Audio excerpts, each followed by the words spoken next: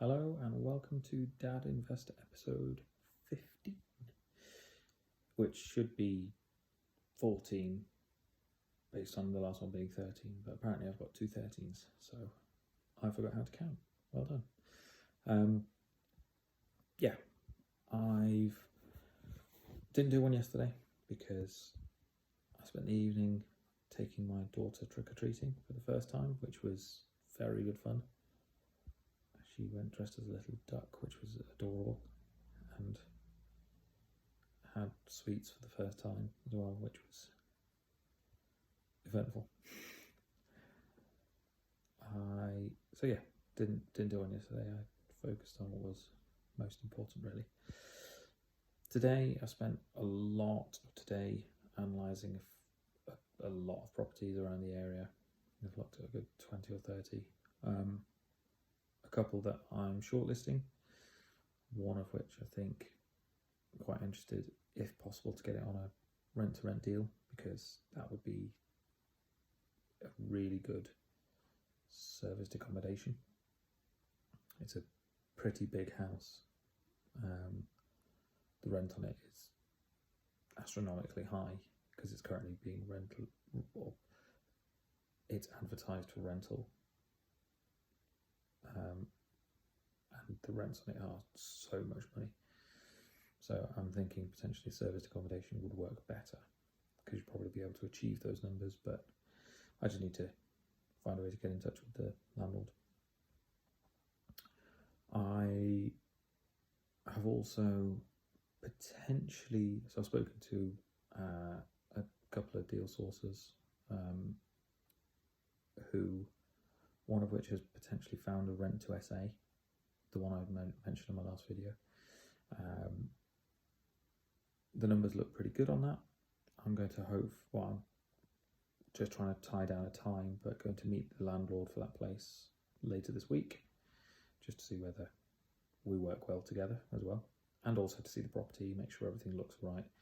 As I say, it's already rented as a serviced accommodation, so not rented, it's already run as a serviced accommodation, which should be a fairly turnkey thing for me, just a case of taking control of it really, and hopefully absorbing the existing bookings if there are any. That's going to be one of the questions, and finding out what the existing landlord does for laundry, cleaning, if they've got any cleaning companies, that kind of thing. Another sourcer mentioned 8-bed HMO, which is coming up for sale, which generates about £40,000 to £45,000 a year. It's let from September. I know it's now November, but it was let from September for a year, so that's money coming in from there. Also, it's good. The purchase price of it is okay, so it looks like it would be good. I think get your money back in a few years. So I'm gonna crunch a couple more numbers on that, and then hopefully either find a joint venture partner to buy that, or potentially post something creative to the existing vendor. See whether they're interested in something a bit more creative, whereby they don't get all of their money straight away. I think that might appeal to them. I just have to structure it correctly. I was also sent by that same deal source it's a 2-bed terraced house, which could be a decent flip. It's only for sale for 70 odd thousand, but the GDV of it's 120 to 125,000, which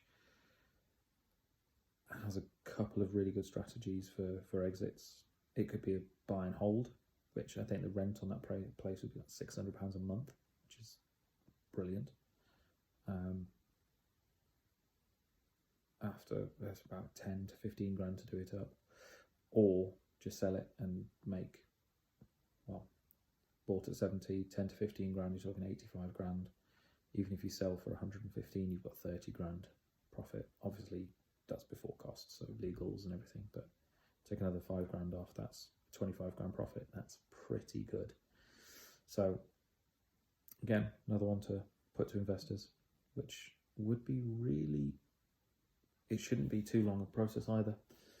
I think 6 months and they'll be able to get that money, which is a pretty decent investment for one of my investors. Yeah, that's not sure what else to mention, other than, as I've said previously, if you are a landlord currently based in Stoke-on-Trent, but if you're a landlord that has any property or properties that either you're looking to exit the market because you're just tired of being a landlord, or you want a slightly more hands-off approach to property, then let me know.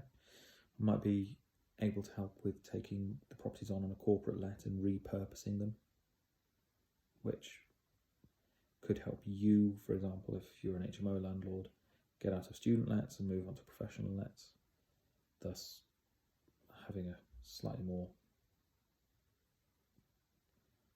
finance heavy clientele, which means that it's a bit worth a bit more as well. Yeah, also, if you've got any properties that you're looking to sell and you don't need all of the money out of it necessarily, I'm more than happy to potentially approach that in the same vein. Dad Investor episode 15 over and out. Have a lovely evening and catch you all tomorrow.